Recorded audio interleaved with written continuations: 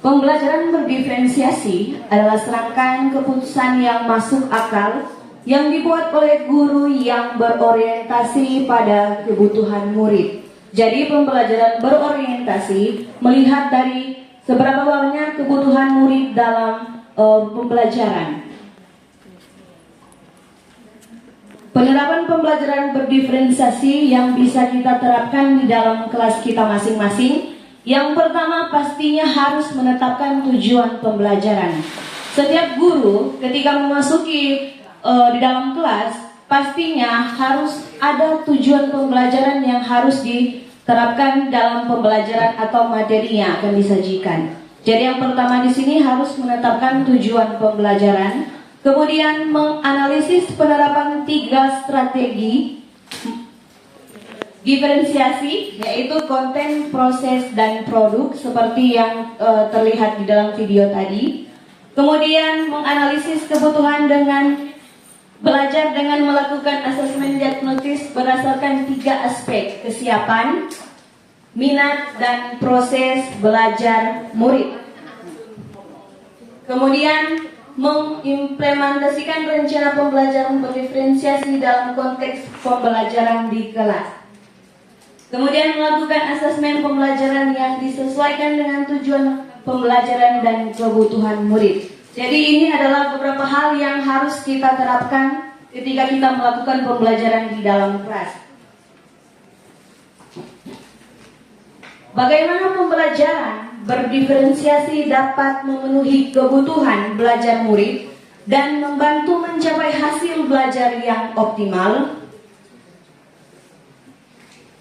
Pembelajaran berdiferensiasi dapat memenuhi kebutuhan belajar murid dengan cara berikut. Jadi, guru dapat melakukan pemetaan kebutuhan berdasarkan 3 aspek.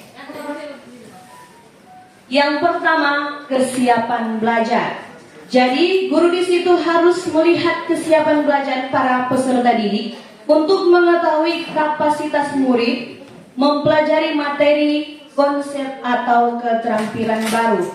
Contohnya di situ ada kesiapan kognitif, kesiapan afektif, dan kesiapan fisik.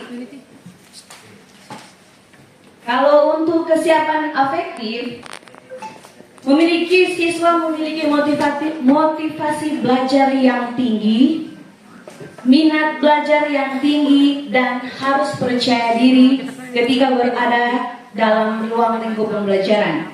Kalau untuk kesiapan kognitif, peserta didik harus mampu memahami dasar atau tujuan pembelajaran yang akan nanti kita jelaskan atau kita paparkan. Kemudian peserta didik kita juga bisa melihat kemampuan dari para peserta didik dalam membaca dan menulis. Karena seperti yang pernah kita temui, masih ada siswa yang belum bisa membaca, masih baeja, dan cara menulis mereka masih kurang bagus. Jadi itu yang harus kita perhatikan dalam kesiapan kognitif dan afektif. Kalau untuk kesiapan fisik, itu berarti berkaitan dengan kondisi kesehatan dari para peserta didik. Jadi ketika ada peserta didik yang sakit dan akan melakukan mata pelajaran atau mengikuti mata pelajaran PJOK, berarti guru itu harus melihat, jangan paksa itu siswa harus olahraga di lapangan. Karena ketika akan dipaksakan, siswa tersebut akan pingsan atau pusing ketika melakukan kegiatan olahraga. Jadi guru harus melihat kondisi fisik dari peserta didik tersebut, kemudian lingkungan pembelajaran yang aman dan kondusif. Itu untuk kesiapan belajar. Minat belajar. Guru memberikan pilihan kepada muridnya untuk belajar sesuai dengan minatnya. Belajar sesuai minat dapat meningkatkan motivasi murid untuk belajar.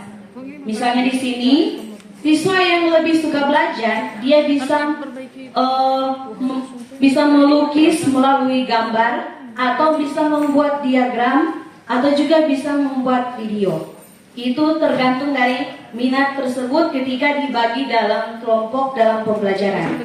Jadi ada siswa yang suka menggambar, Ada siswa yang suka mendesain, ada siswa yang suka melukis, ada siswa yang suka membuat desain di Canva, ada juga siswa yang suka membuat atau mengedit video.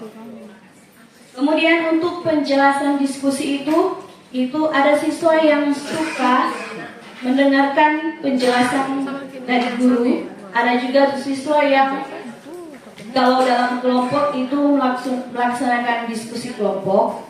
Di situ kita bisa melihat siswa aktif dan tidak aktif dalam kelompok. Kemudian pengalaman langsung. Ada juga siswa yang memperhatikan pengalaman langsung dari guru tersebut. Karena ada guru yang menceritakan tentang pengalaman mereka sendiri dan siswa itu juga menyimak. Jadi ada yang siswa yang melaksanakan pengalaman langsung dan ada juga gerakan fisik. Gerakan fisik di situ misalnya ketika siswa itu terdapat masalah, di situ kita sebagai guru mendekatinya dan menyentuh bahunya. Itu sebagai tanda rasa sayang orang Pak siswa tersebut atau orang kasih kata-kata motivasi pada siswa tersebut. Terus profil belajar. Guru memberikan kesempatan kepada murid untuk belajar secara alami dan efisien, bergantung dari gaya belajarnya, kecerdasan majemuk, pengaruh budaya, dan lingkungan. Contoh di sini ialah ketika dalam pembelajaran kita sebagai guru mendesain pembelajaran yang akan kita berikan, baik dalam pembelajaran presentasi menggunakan Canva, PowerPoint, PDF, ataupun juga memberikan video, tutorial video. Kemudian memberikan umpan balik dan memberikan perencanaan pembelajaran remedial ketika ada siswa yang belum tuntas dalam pembelajaran. Pembelajaran berdiferensiasi dapat membantu murid mencapai hasil belajar yang optimal dengan cara berikut. Guru dapat menerapkan 3 strategi diferensiasi secara tepat, yaitu pertama, konten, seperti yang kita sudah lihat di video tadi. Jadi guru perlu menyesuaikan materi, konten pembelajaran dengan kebutuhan belajar murid yang bervariasi, mempertimbangkan pemetaan kebutuhan, kesiapan minat, dan profil belajar murid. Contohnya di sini, dalam diferensiasi konten, kita bisa memberikan tugas yang menantang kepada peserta didik tersebut. Jangan hanya tugas-tugas itu saja. Jadi kita bisa memberikan soal-soal yang menantang untuk menguji bagaimana cara mereka berpikir kritis. Kemudian kita bisa membuat siswa tersebut di dalam sebuah kelompok untuk melakukan proyek penelitian atau analisis data yang kompleks. Seperti contohnya pada mata pelajaran informatika, di situ kami membuat jaringan komputer sederhana. Jadi para siswa masuk ke dalam ruangan lab komputer, kemudian mereka membuat topologi jaringan sederhana. Ada topologi ring, bus, mesh, cincin, star. Jadi di situ kami hanya memberikan tugas, memaparkan rincian dari tugas yang mereka berikan, kemudian mereka mendesain topologi jaringan di dalam sebuah aplikasi yang sudah diinstal di lab komputer. Itu adalah produk yang mereka buat, kemudian mereka presentasikan di depan kelas. Itu salah satu contoh. Boleh juga melakukan proyek penelitian dan juga analisis data. Tergantung dari materi apa yang guru tersebut paparkan.